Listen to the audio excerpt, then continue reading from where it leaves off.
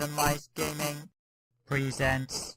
Hello and welcome to Randomised Gaming. I am your host for this video and my name is Random Gamer Riven, and this is the third in our Superior and Inferior Attack series, and this can be a video comparison of Sky Target on the original Model 2 Sega arcade game versus the original Sega Saturn port. And I can tell you now this is going to be an inferior attack because unfortunately the Sega Saturn port doesn't quite cut the mustard here. Over the next 10 minutes we're going to compare footage of both the original Model 2 arcade game and the Sega Saturn version. Now the Model 2 arcade footage is taken from the Model 2 emulator, which is about 90% complete. There are some issues I did see with original capture footage of the arcade version compared to the emulator, as the emulator was never finished. But it's the best way for me to capture, unfortunately, Model 2 arcade games, as Sky Target itself was pretty uncommon. So over the next 10 minutes, I'm not going to show you every possible tweak and change. There's still going to be a lot of changes you don't see. We're not covering every single mission in the game, but we'll give you a good sample of the footage we've captured and some of the different areas between them, and will allow you to draw up your own mind which you think is the better version. I've already made up my mind, but we're going to go over the detailed points, and I'll let you decide for yourself. Now, just to give you a bit of background on the game, the original arcade version was developed in 1995 for Model 2 arcade hardware, and it was developed by AM1, not Yo Suzuki and AM2, who had previously done all the other games in the Afterburner series, and yes, Sky Target is part of the Afterburner series. It was also the first game in the series to use fully rendered 3D polygons as well. Now, the Sega Saturn port was done in 1997, 2 years later, and was done by Appaloosa Interactive, who had previously done games such as the Echo the Dolphin series and Colibri. And there was also a Windows 95 PC version that apparently only got released in Japan. It was based on the Sega Saturn code base, so includes many of the flaws present in that version, only major difference being the game runs at a far smoother frame rate and has higher resolution textures. So without further ado, let's get this showcase on the road. We won't be showing anything in the PC version as it occupies the middle ground, and we really want to show the best and the worst when it comes to Superior Inferior Attack. The other thing is we don't yet have a PC version, so I'd have to resort to other YouTube videos, which we don't really want to do. At some point we'll try and get hold of a copy, maybe do a direct comparison with the Saturn's version, but for now we'll just leave this to the arcade and the Sega Saturn version comparison, and we'll start with the intro.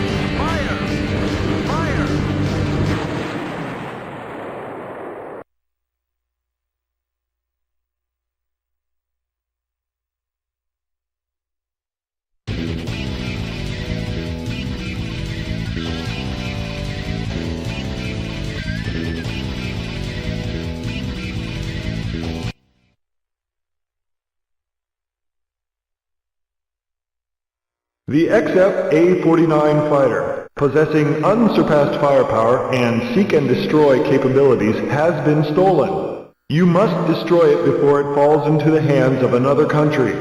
Repeat, you must destroy it.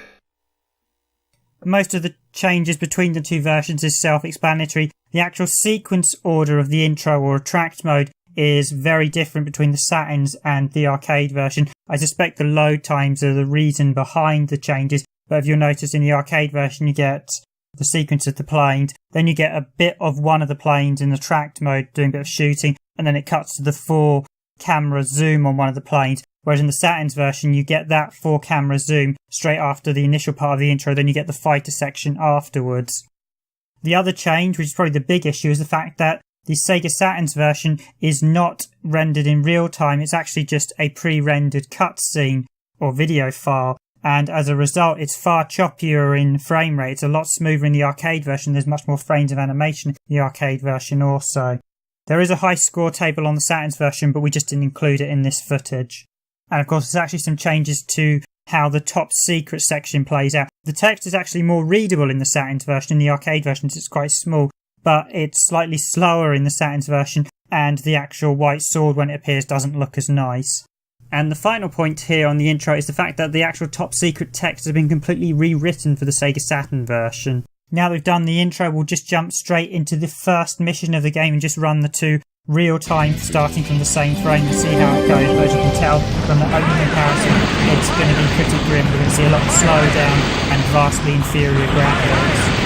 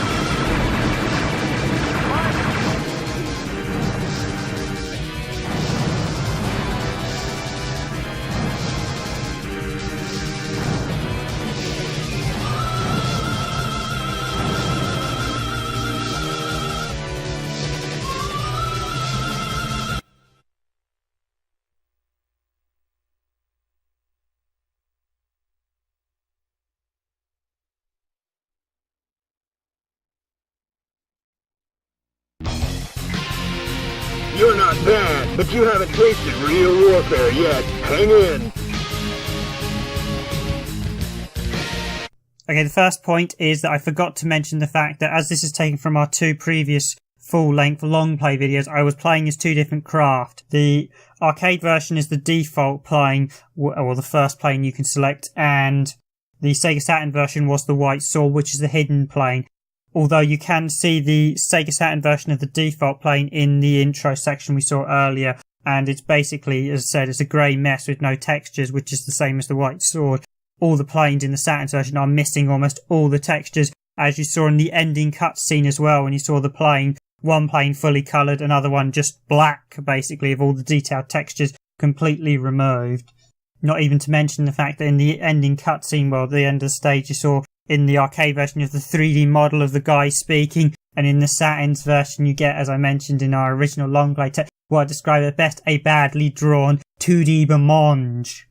I mean, the only positive I can say about the Sega Saturn version is that you can play as the Hidden Craft, the White Sword, which is a nice extra. There's the ranking mode. The audio is the same, but you'd expect that as it's a CD system. And finally, for this last part of the comparison video, we at Randomised Gaming have selected 3 of the worst sections in the game where we feel that there have been major changes and downgrades for the Saturn's version. So you're going to see a snippet of 3 levels.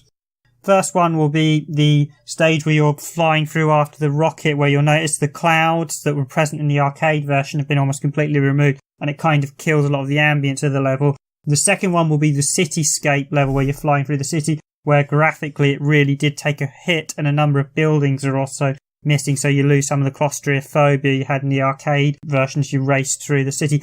And finally, the third section will be a section from the canyon and a bit of the boss itself, because the boss, with how the design is and how you attack it, has been slightly changed in the Saturn's version. Noticeably, when you blow off the 2 legs, the section when it sort of comes out and changes, that's sort of gone and just replaced with a more sort of static thing.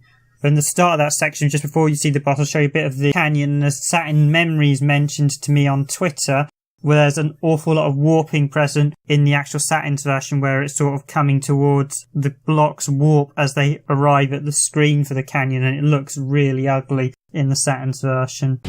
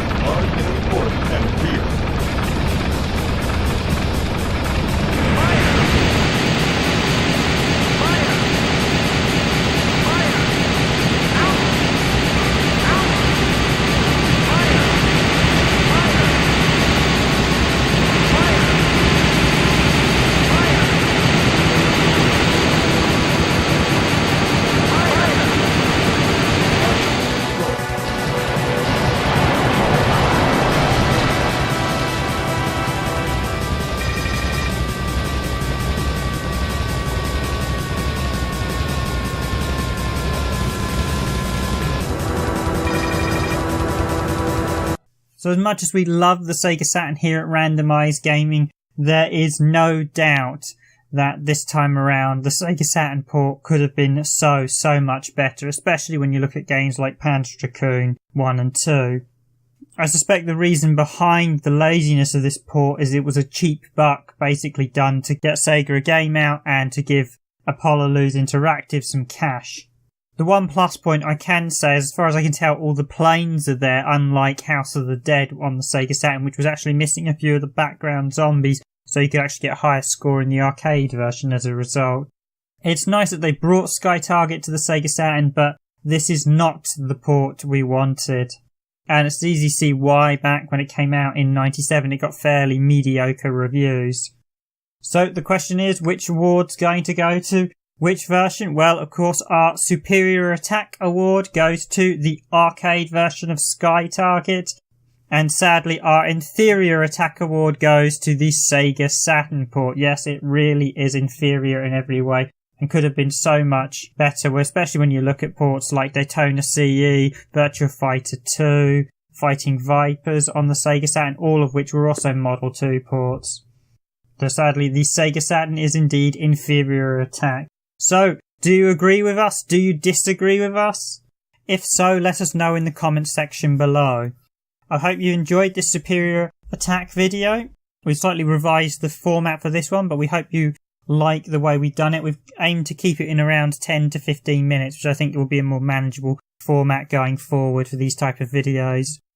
If you haven't already seen them, now would be the perfect time to watch our full playthrough videos of both the original arcade version of Sky Target and the Sega Saturn version.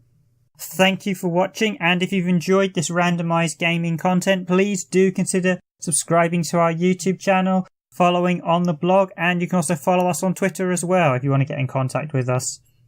And that, ladies and gentlemen, is a wrap for now.